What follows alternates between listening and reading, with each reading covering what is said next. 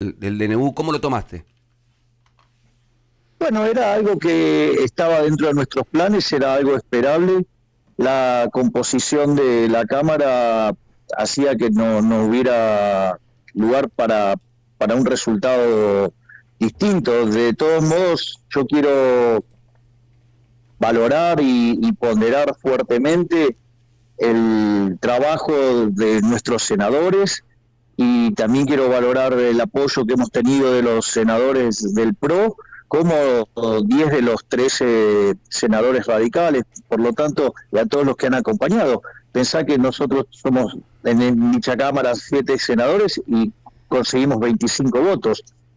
Es decir que, en el fondo, estamos haciendo un buen trabajo, pero esto requiere tiempo, estas cosas tienen esta dinámica y bueno, son las reglas del sistema democrático y entonces, bueno, estas cosas toman lugar con lentitud, por decirlo de alguna manera, pero creo que igual quedaron cosas también muy interesantes de eso, porque quedó claro quiénes son los que verdaderamente están en contra de los argentinos, ¿no? Porque la realidad es que si vos te fijás, prácticamente no se han rechazado en la historia reciente DNU, salvo algunos que se los rechazaron a Macri, con lo cual también eso muestra un patrón de obstrucción, pero al margen de eso, este DNU, a diferencia de otros DNU, donde todos los demás han cercenado libertades, avanzaron contra la propiedad privada, este DNU, que tiene como característica la ampliación de libertades para los ciudadanos, ir hacia mercados más competitivos y que termina con muchos de los negocios turbios, oscuros y corruptos de la política. Bueno, ayer en la Cámara de Senadores digamos, fue rechazado, pero bueno, lo que hace es dejar en evidencia que hay gente que está más preocupada por mantener sus privilegios de casta que por sacar a la Argentina adelante.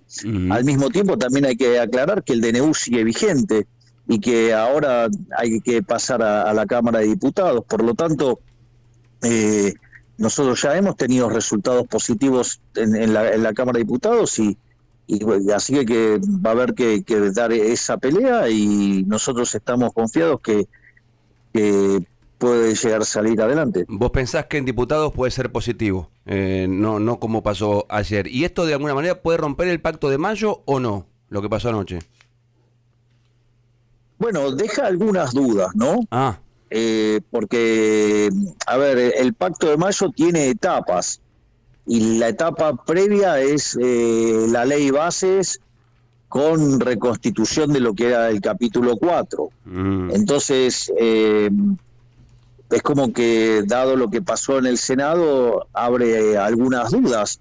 Pero si vos te fijás, Gustavo, cuando yo planteé el discurso de la Asamblea Legislativa, básicamente lo que dije es, bueno, si quieren la confrontación, va a haber confrontación, si quieren un acuerdo, vamos por el acuerdo. Bueno, ayer no han mostrado ir por el camino del acuerdo, han decidido ir por el camino de la obstrucción, han decidido quedarse con sus privilegios en contra de los argentinos.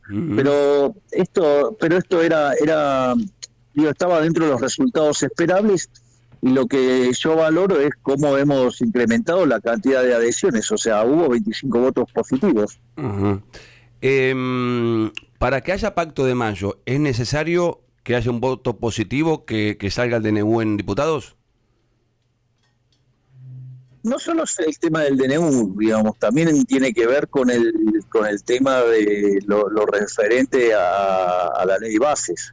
Bien, tiene que aprobarse eso para que vayan todos los gobernadores y haya mejor onda en el pacto de mayo en Córdoba. Y es así como lo habíamos pactado. Bien. Pues sabés que yo, Javier, estaba en Córdoba transmitiendo la final de Estudiantes y River y empecé a escuchar por allí alguna interna entre vos y la vicepresidenta. Y en ese momento digo, ojalá que no sea cierto, porque ya vivimos nosotros en el país internas entre vice y presidente, Cobos Cristina, lo que pasó en algún momento también con Scioli, ni hablar Chacho Álvarez de la Rúa, misma Cristina con Alberto Fernández hace poco. ¿Están bien con la vicepresidenta? Absolutamente. De hecho, esto fue aclarado por ella ayer. Manuel Adorni en la conferencia de prensa de ayer, donde a partir del comunicado hubo una interpretación maliciosa del mismo. O sea, el cañonazo fue a la casta, ¿no? A Victoria. Pero bueno, nada, hay medios que están muy interesados en romper y golpear contra el gobierno, muy especialmente el Grupo Clarín, digamos, que tiene una posición muy adversa y continuamente está operando, calumniando, injuriando, ensuciando, y bueno, entonces no me sorprende que desde ese lugar, digamos, siempre se haga la peor lectura de los hechos, porque bueno, nada, digamos, ellos también son parte de la casta y se ven afectados y están, obviamente, también están muy molestos por haber perdido pauta oficial.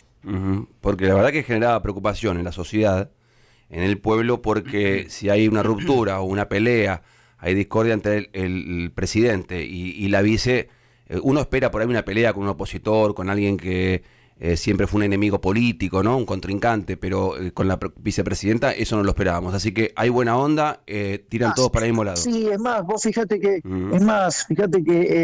estuvo también muy lindo el video que grabó ella. A mí me pareció, donde además ella también manifiesta que nosotros, digo, y deja claro esto, ¿no? Digo, nosotros siempre supimos que esta tarea no iba a ser fácil, y que esto no venimos haciéndolo hace 2 días, nosotros hace años que estamos dando esta pelea, así que te imaginarás que esto no, digamos, aparte por una situación donde vos sabés que hay una situación absolutamente desbalanceada en el Senado. Entonces yo, digamos, en ese sentido, lo que pasa es que hay mucho de lo que se llama la falacia del nirvana.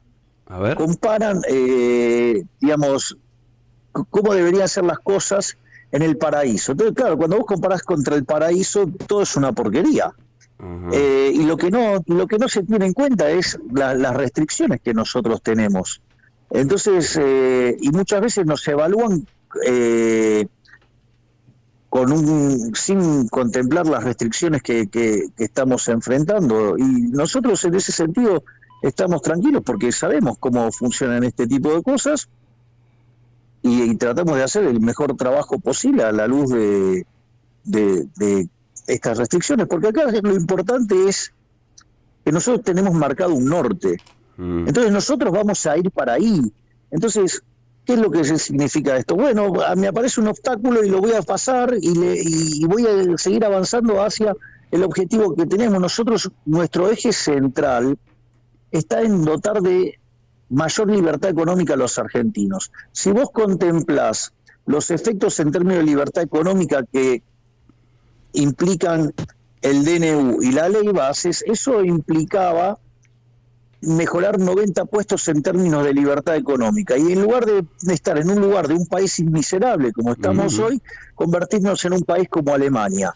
Es más, ni siquiera ese es nuestro objetivo final, porque esto es solamente un cuarto de las reformas que ya tenemos diseñadas, sino que cuando nosotros completemos todo el programa de reformas vamos a estar en línea en libertad económica, como el caso de Irlanda, que es un país que tiene un PBI per cápita 50% mayor al que tiene Estados Unidos. Bueno, nosotros estamos apuntando a eso, a parecernos a Irlanda, a parecernos a Suiza o a Nueva Zelanda, Australia, digamos, a países que le van muy bien. Nosotros queremos parecernos a esos países. ¿Y por qué te votan en contra, Javier? ¿Por qué crees? ¿Solo por casta, solo por beneficios personales, o porque lo que vos digas va a ir con pulgar para abajo? Mira, a ver, hay una forma de... Es decir, en Argentina el daño cultural que se ha hecho es enorme. Es decir, Argentina desde inicios del siglo XX empezó a abrazar paulatinamente dosis crecientes de socialismo, y eso ha hecho que de ser de los países más ricos del mundo hoy seamos 140. Ahora, la forma en la cual se fue introduciendo el socialismo en Argentina, ya sea mediante la educación, mediante los medios de comunicación, mediante la cultura, hace que haya una concepción de cómo funciona el mundo que lo único que hace es empobrecerte y en realidad se abrazan, y cuanto más caen en el fracaso, piden dosis crecientes de esa receta fracasada. Y bueno, nosotros entendemos, por eso nosotros damos la batalla en el plano económico, en el plano político y en el plano cultural. Presidente, buen día. Soy Mariana Contartesi. Entre los, ¿qué tal, Mariana? Entre los senadores que han votado en contra, hoy todos los cañones apuntan a Martín Lustó. Y él dice que dentro del bloque radical, los que votaron a favor del DNU, o sea, negando el rechazo, en realidad recibieron presiones, pero que por lo bajo piensan lo mismo que él, que el DNU es inconstitucional. A ver, las cosas que pasen adentro de la Unión Cívica Radical es un problema de la Unión Cívica Radical. Si él cree que ha habido presiones, que las denuncie. Lo que pasa es que le debe resultar muy duro ser presidente de un partido, ir a una votación y ser el único que votó en esa línea, ¿no? Digo, entonces es más fácil echarle la culpa a otros que reconocer el error en el que él está cayendo. Además, es falso que es inconstitucional el decreto.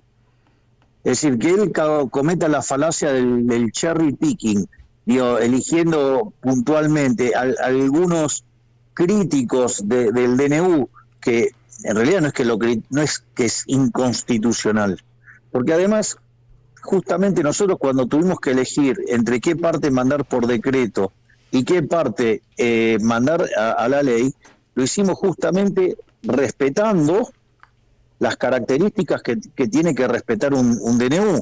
Es decir, nosotros, por ejemplo, en el DNU no se meten cuestiones del Código Penal, no se meten cuestiones tributarias, no se meten básicamente tampoco cuestiones electorales. Ese tipo de cuestiones fueron a la ley de bases.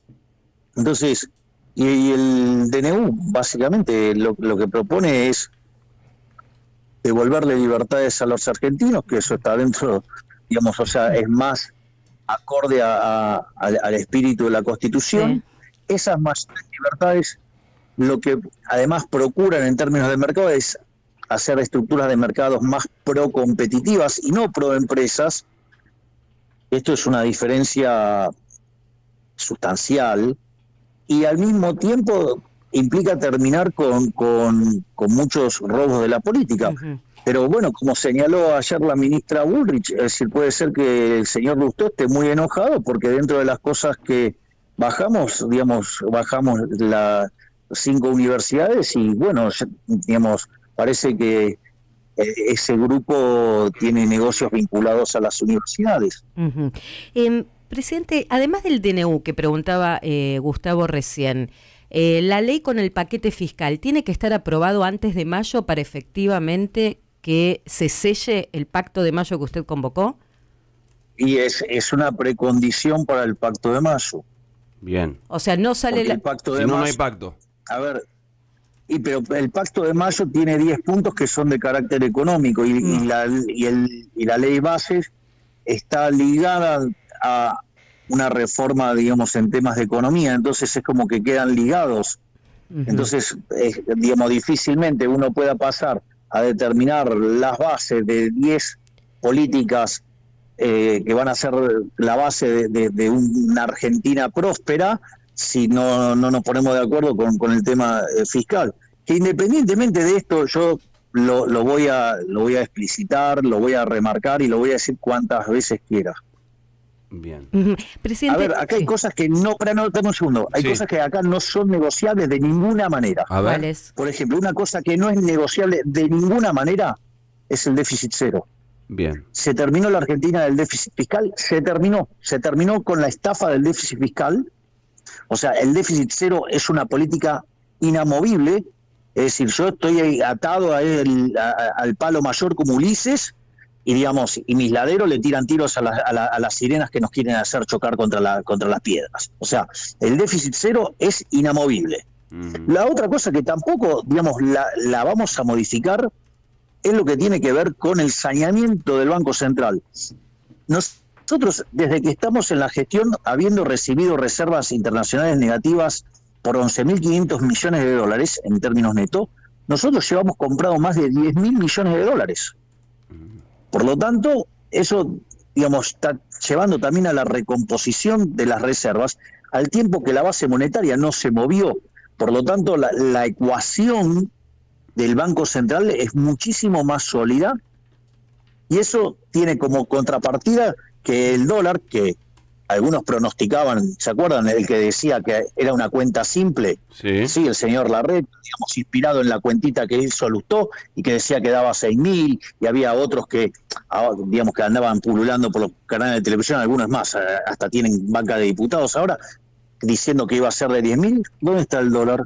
Hoy está en 1.025, el blue, y 8.69. Bueno, pero les paso un dato. A ver. Acá hay algo interesante.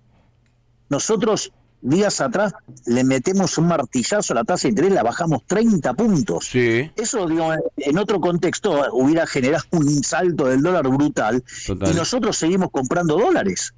Es decir, porque si no caería más el dólar. Entonces lo que digo es, todo lo que tiene que ver con nuestro programa de estabilización de corto plazo, eso no se mueve de ninguna manera. Ahora, y nosotros trabajamos fuertemente para poder abrir el cepo, digamos, según las estimaciones del fondo, podríamos a este ritmo hacerlo a mitad de año. A mitad de año se abre el cepo. Podría. Exacto, condicional. Condicional. Es decir, podría. El fondo señala que si nosotros seguimos trabajando a este ritmo, el saneamiento del Banco Central, es factible abrir el cepo a mitad de año. Presidente, uno de los cuestionamientos dentro de las tensiones sociales que hay, lo hacen los gremios, señalando que en los últimos días el ministro Caputo le puso tope y techo a las negociaciones paritarias, incluida, le doy un ejemplo, la de camioneros, que superaba el monto que la Casa Rosada está dispuesta a convalidar. Y se lo enlazo esto para preguntarle si esto es así, si le están poniendo techo a la paritaria, cómo recomponer el salario de todo un sector de los argentinos que hoy lo ha visto degradado entre todas las políticas para déficit cero que usted señalaba. No, digamos, el salario no se degrada por el déficit cero, todo lo contrario. Argentina, digo, justamente ha llegado a donde está por la política fiscal desquiciada que ha tenido. Argentina entró al siglo XX siendo el país más rico del mundo, y es 140, y en esos 123 años Argentina tuvo déficit en 113. Entonces, digamos, no es que a Argentina le va mal por tener, digamos, las cuentas en orden, no, le va mal por tener las cuentas fiscales en absoluto desorden, que eso termina en crisis de deudas, en crisis inflacionaria y en presiones fiscales desorbitantes. Por lo tanto, digamos, el déficit, digamos, no es una fuente de riqueza, es una fuente de destrucción de valor. Entonces, lo primero que tenemos que entender es que esa relación causal que pusiste es totalmente a la inversa. De hecho, lo que genera el déficit fiscal es castigar el ahorro. Cuando vos castigás el ahorro y tenés menos ahorro, tenés menos inversión. Cuando vos tenés menos inversión, tenés menos stock de capital per cápita. Por ende, la productividad de los trabajadores es menor y por ende los salarios reales son menores. De hecho, esto es tan así que Argentina, durante la década del 90, tenía un salario promedio de $1.800, que puesto en moneda de hoy serían $3.000, es decir, que el salario promedio de los argentinos, si no hubiéramos hecho nada, si nos hubiéramos mantenido igual que en la década del 90, no estoy diciendo ninguna mejora, solamente mantenernos, hoy el salario promedio de los argentinos sería de 3 millones de pesos. Como consecuencia de 20 años de populismo salvaje, hoy el salario promedio, ¿sí?, digamos, con el Estado presente, que el déficit fiscal genera riqueza, que se puede imprimir riqueza emitiendo billetes, si el salario promedio en Argentina es menos de $600, o sea, pero te lo redondeo en 600 y en ese caso habríamos perdido el 80% de nuestros ingresos, es decir, que esa política del déficit no generó más riqueza, lo que generó fue todo lo contrario. Por lo tanto, digamos, o sea, por eso, digamos, es innegociable el déficit cero. ¿Y ordenan techo a la paritaria, presidente? ¿Ponen un techo a la paritaria, como están denunciando los gremios? ¿Negocian por encima de un monto y no se lo homologan, no se lo aprueban? Bueno, digamos, yo no estoy al tanto, digamos, de cómo está esa negociación, y tendría que preguntarlo, o sea, se imaginará que me ocupo de un montón de temas, de un montón de ministerios, entonces, digamos, algunos detalles de un caso puntual tendría que estar preguntándolo. Carlos Burgueño. Presidente, me quiero detener en algunos capítulos. ¿Qué tal, Carlos? ¿Qué tal, Javier? Me quiero detener en algunos capítulos de la ley Ómnibus, de la ley Bases, en su nueva versión. Primero, me detengo en ganancias. Pero antes una pregunta general. ¿Esa ley, en todos los capítulos, ustedes están dispuestos a negociarlo o es así como está, se tiene que aprobar así o si no se cae? Tiene un formato que se está negociando, o sea, yo diría, dejemos que las cosas corran, o sea, todavía es algo que está en la discusión, o sea, me parece que corresponde a otra etapa de la discusión y se está trabajando sobre eso, y hasta que no esté la versión definitiva, digo, porque hay un montón de otras cosas que discutir en el medio, en especial lo que hay que tener en cuenta es que cualquier punto que se llegue, tiene que estar convalidado por el Ministerio de Economía, donde siempre la restricción es que tiene que haber déficit cero. Entonces vamos digo, es muy preliminar, o sea, es una discusión, digamos, por el momento planteada así, está en abstracto, Carlos. Vamos a algunas cuestiones, creo yo la más polémica para la gente de la ley, que es el tema del impuesto a las ganancias. Sobre todo el nuevo mínimo no imponible. Carlos, sí. Está en discusión, porque hay provincias que lo quieren, hay provincias que no lo quieren. Las provincias tienen un problema de un déficit fiscal de 1 punto del PBI, como consecuencia de la política que se avaló durante el último tramo del gobierno anterior. Entonces, lo que te estoy diciendo está bajo discusión, digamos, son temas que están bajo discusión. O sea, de vuelta... Entiendo entonces que en abstracto. Claro, entiendo entonces que el texto que se conoció ayer se puede modificar en ese capítulo. Exactamente, se está trabajando. Hay una primera aproximación y a partir de ahí, digo, se empieza a trabajar, porque de vuelta no es lo mismo la situación de las provincias del norte que las provincias del sur. Entonces, en ese contexto, vos hay un tema, digamos, que tienen que hasta resolver las propias provincias. Entonces, no es, por eso te estoy diciendo, son cosas que se están discutiendo, pero digo, no tenés la versión final. Lo único que sí tiene que quedar claro es que siempre la regla es el déficit cero. Perfecto. Voy a otro punto de la misma ley, que es el de las privatizaciones. Otra vez, discutir en abstracto, Carlos, dale. Otra vez discutir en abstracto. ¿Sabés que te estoy diciendo que está como parte de la discusión y me vuelves a preguntar sobre algo que te estoy diciendo que se está negociando? O sea, el texto que se conoció ayer no es el definitivo. Es exactamente lo que estoy diciendo, lo dije 3 veces. ¿Está negociando el gobierno, en este caso el Ministerio de Economía, un nuevo acuerdo con el Fondo Monetario? Eso está planteado sobre la mesa. Si el acuerdo tiene las condiciones que nosotros nos resultan satisfactorias, obviamente podríamos avanzar hacia un nuevo acuerdo, y la realidad es que el trabajo hecho desde nuestra gestión nos pone en una situación inmejorable, porque nosotros no solo que somos la primera vez en la historia, digamos, de un gobierno que alcanza el déficit cero en un mes de gestión en el Tesoro, sino que además cuando vos contemplás el cuasi fiscal, que era un déficit de 10 puntos del PBI, lo hemos bajado a 4, es decir, que en estos 3 meses de gestión hemos bajado el déficit fiscal en 11 puntos del PBI, 5 en el Tesoro, 6 en el Banco Central. Por lo tanto, no hay registro histórico de alguien que haya llevado una tarea de estas características, y eso nos posiciona muy fuertemente para un nuevo programa con el Fondo Monetario Internacional y con una situación muy, muy favorable. Eventualmente, ese nuevo acuerdo con el fondo, estamos hablando en potencial, ¿podría incluir desembolsos nuevos del fondo para la Argentina? Sí, exactamente, Dios. Podría contemplar desembolsos del fondo, de otros países y de fondos de inversión, que además nos permitiera avanzar hacia el sistema de competencia de monedas con peso.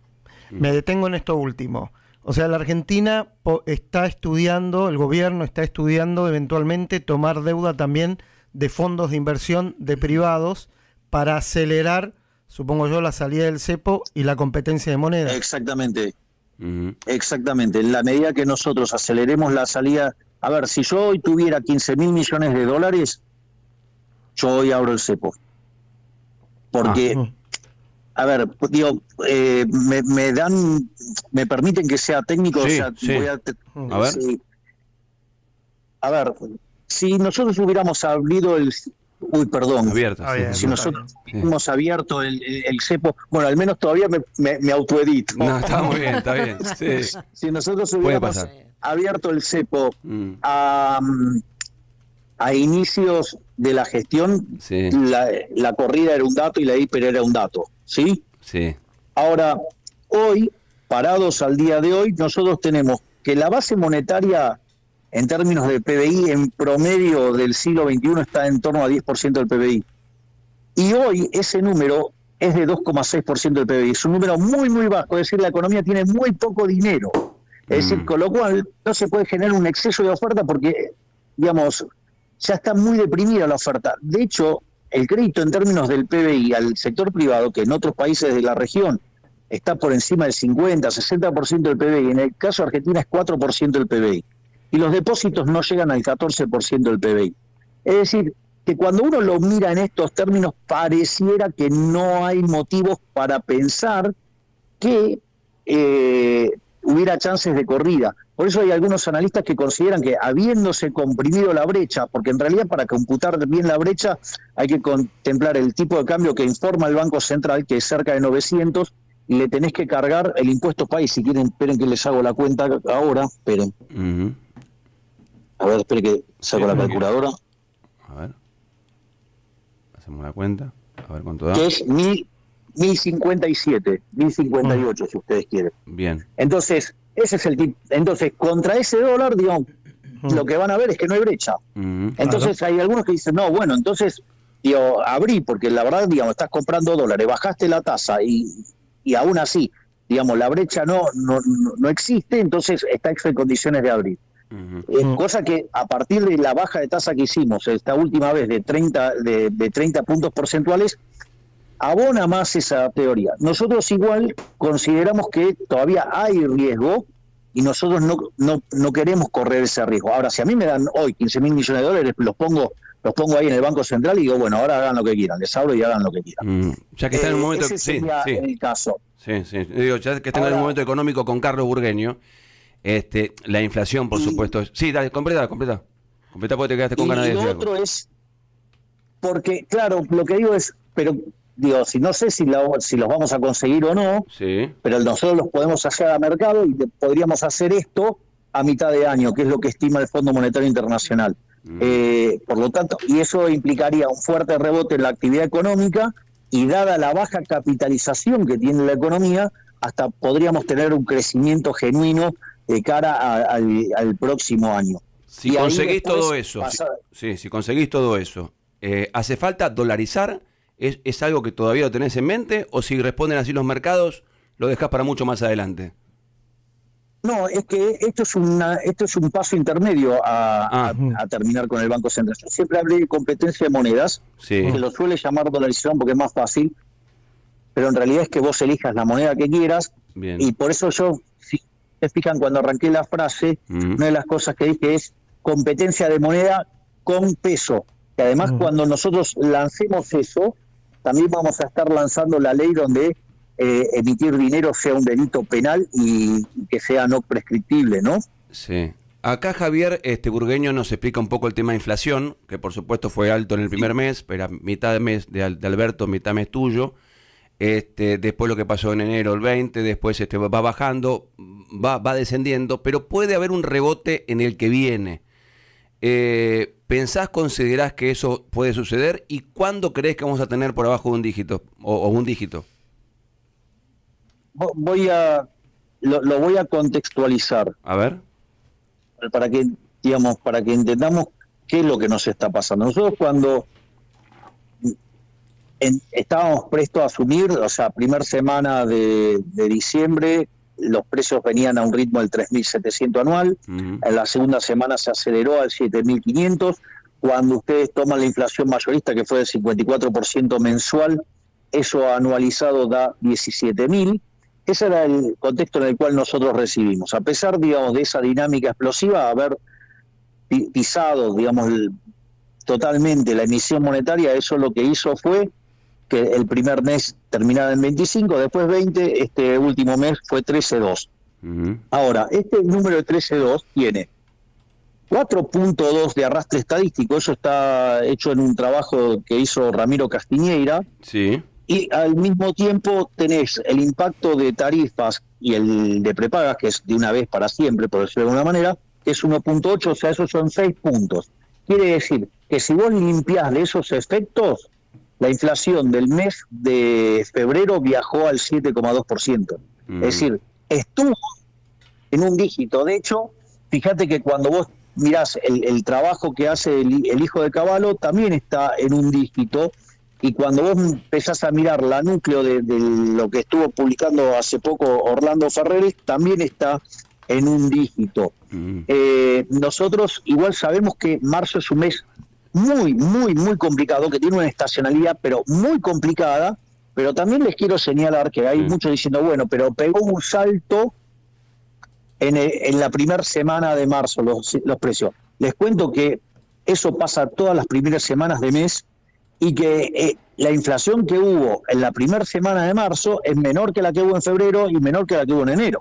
Entonces, me parece que hay que ponerlo en términos relativos, y en ese sentido nosotros somos optimistas de que sabemos que marzo es un mes extremadamente complicado, pero que cada vez estamos más cerca de lograr estar en un dígito, porque de hecho, ya les digo, si hubiéramos limpiado estos efectos, hubiéramos estado en un dígito.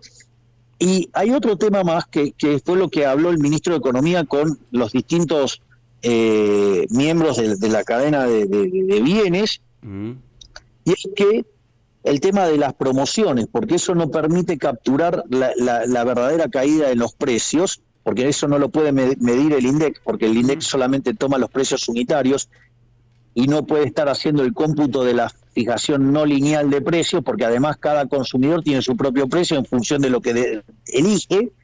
Entonces hubo un acuerdo para reexpresar esos términos, y en ese sentido, si uno limpia ese efecto, ya hubiéramos estado en un dígito este último mes, aún con todos los efectos del arrastre estadístico, suba de tarifas y suba de prepagas. Por lo tanto, digamos, vamos en el camino correcto. Bueno, ya que hablamos de inflación, y vos sos un hombre muy activo en redes, apareció Alberto Fernández, criticando un poco el índice de inflación, que está alto, y el otro día también Pablo Moyano criticando la Baña, al INDEC, como que los datos son falsos. Bueno, ahí hay dos lecturas. Una es, si, digamos, un muchacho, digamos, como Pablo Moyano hace una crítica de esto, quiere decir que le dolió bastante un índice que, digamos, fue bueno, porque claramente el mercado esperaba mucho más. La verdad que el trabajo de Marcos Labaña es impecable, viene de la gestión anterior, por eso yo he decidido mantenerlo, porque él hace un trabajo impecable, y de hecho nosotros estamos trabajando con el propio Marco en un proyecto para darle independencia total al INDEC y que se convierta en una política de Estado, y que nunca más nadie pueda echar de mano a las estadísticas, con lo cual les acabo de dar una primicia bomba, por decirlo de alguna manera. Ajá. Y eso se puede hacer porque justamente Marco es un técnico impecable, de una honestidad absoluta. Entonces, digo, además de ser un gran profesional y un gran ser humano, ¿no? Así es que en ese sentido, la verdad que lo del chico Moyano es bastante triste, por decirlo de alguna manera. Y respecto de lo que ha dicho el presidente Alberto Fernández, o sea, la verdad es que cuando uno mira cómo fue evolucionando la inflación, digamos, él ha llevado la inflación a niveles estratosféricos, así que ha dejado más de 250, casi 250% de inflación plantado, digamos, con las cosas todas en un descalabro enorme. Me dejó déficit gemelos por 17 puntos del PBI, para que más o menos se den una idea.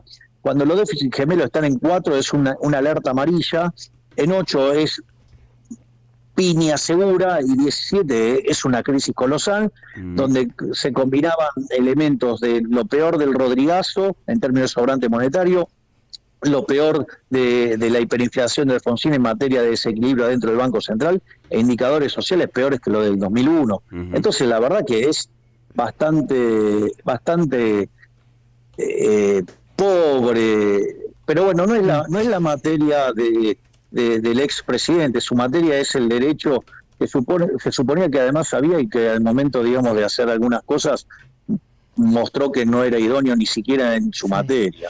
Así que lo que él pueda decir en economía es bastante...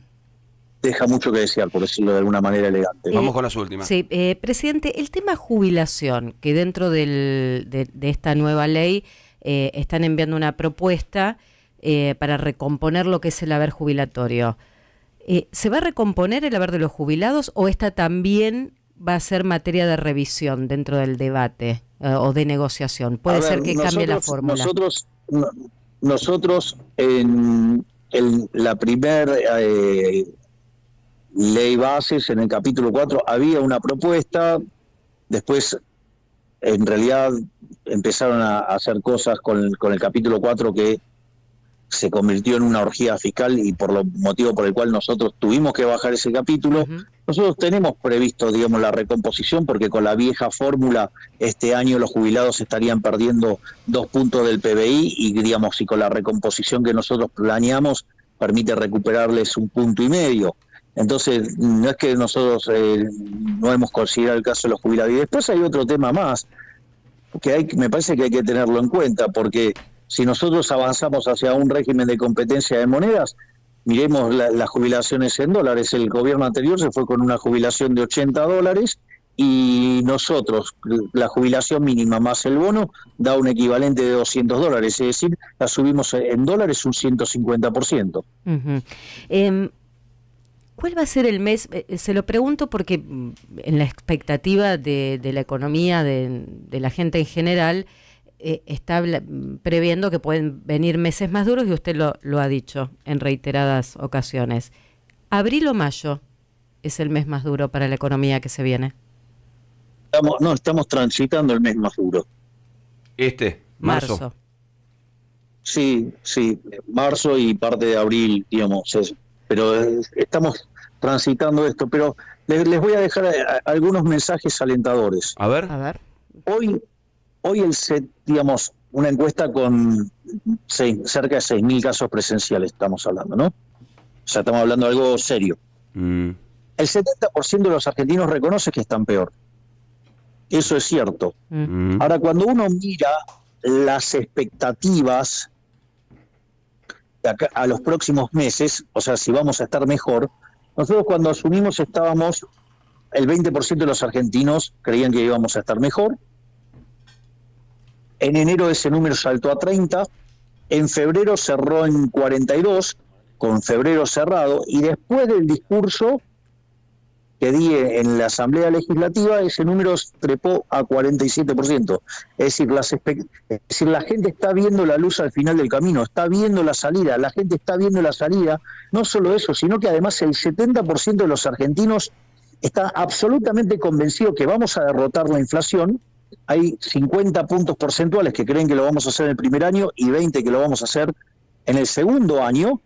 Por lo tanto, las expectativas son muy buenas y de hecho mis niveles de imagen están, sí, en los mismos niveles de cuando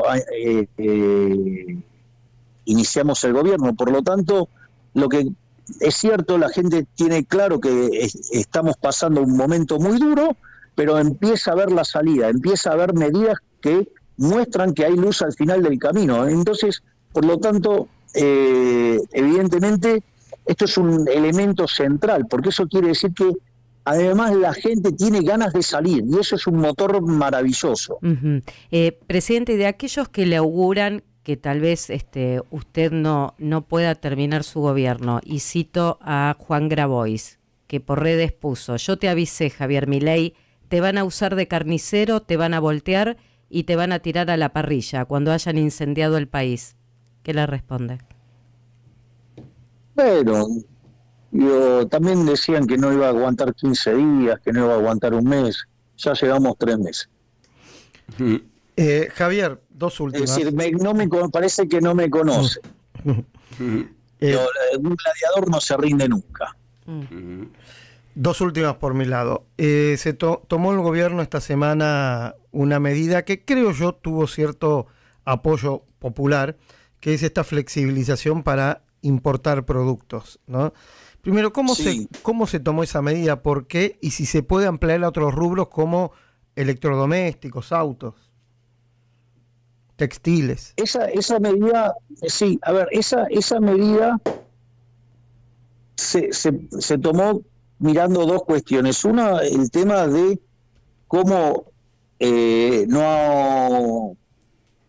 no estaban alineados los precios, digamos, en los supermercados y demás, en términos de lo que, cómo predicieron con las expectativas. O sea, uno de eso lo ve también en términos de las promociones, el 2x1, 3x2, no sé, digo, todas esas promociones que hay.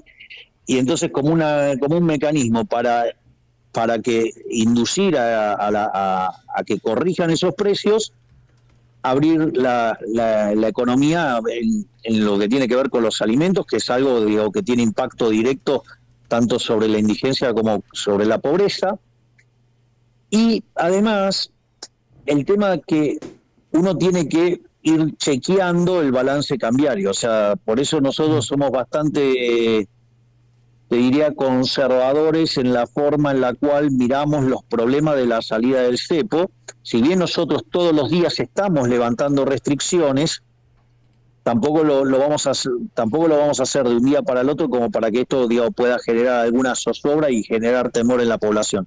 Por eso nosotros con estos temas vamos con pie de plomo, o sea, y entiendo que algunos pretendan tener más velocidad. Nosotros preferimos en esto ser cautos, porque no queremos que la gente tenga una zozobra. Por eso, pero la idea es avanzar cada vez más a niveles de apertura cada vez mayores. El tema es los tiempos, y nosotros en eso estamos siendo prudentes, pero para que nosotros no tengamos absolutamente limpio el balance del Banco Central, es muy difícil en avanzar hacia una apertura plena, porque eso te puede generar alguna zozobra monetaria que después se manifieste en términos de inflación, y nosotros, nuestro compromiso en destruir la inflación es innegociable. Es decir, la lucha contra la inflación tiene el mismo nivel de importancia que el déficit cero. O sea, son cosas que no se negocian bajo ningún punto de vista. La última, por mi lado, un poco general. Saquemos el mercado financiero, que se ve cómo está respondiendo. ¿Usted está conforme con cómo están reaccionando y cómo están actuando los empresarios argentinos? Si me permitís, Carlos, voy a hacer una nota de color sobre la primera parte. A mí me parece interesante lo que está pasando en los mercados financieros, porque los mercados financieros adelantan, ¿no? Es decir, entonces son indicadores hacia adelante, es decir, que muestran que la dirección es la correcta. En ese sentido, qué sé yo, ahí, no sé, cuando miro la curva de futuros y que se alineó con la curva de futuro del dólar, con la política monetaria del Banco Central, eso es una excelente noticia. Digo, la forma en la que los bonos argentinos pasaban de $18 a $50, o digamos, o la caída del riesgo país. O sea, son todas cosas que son muy importantes.